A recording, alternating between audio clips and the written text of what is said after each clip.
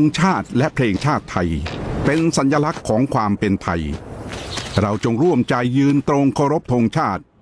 ด้วยความภาคภูมิใจในเอกราชและความเสียสละของบรรพบุรุษไทย